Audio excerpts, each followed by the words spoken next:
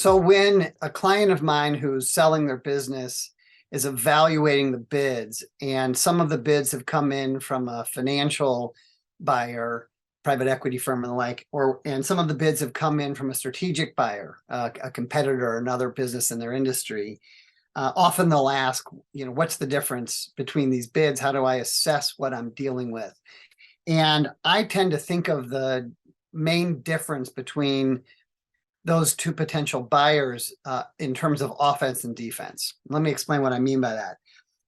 A strategic buyer will be thinking about both offense and defense. They'll think about the upside potential with your company as part of their enterprise and where they might take it in the future. But they're also thinking about the benefits they may get from taking another competitor off the market.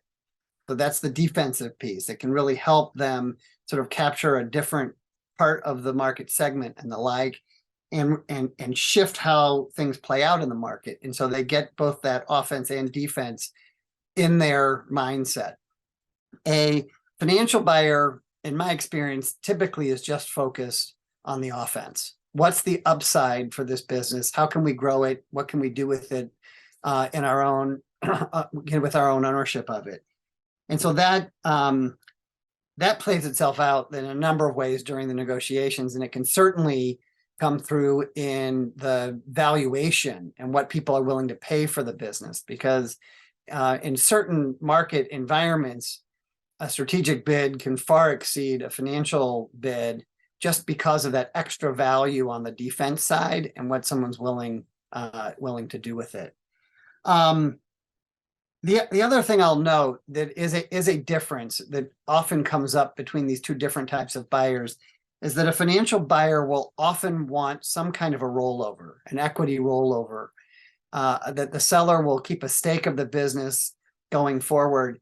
It's a way for the financial buyer to check whether the seller really believes that in their business and where it's headed, and also to gain buy-in and support from the seller to continue to support the business in the marketplace.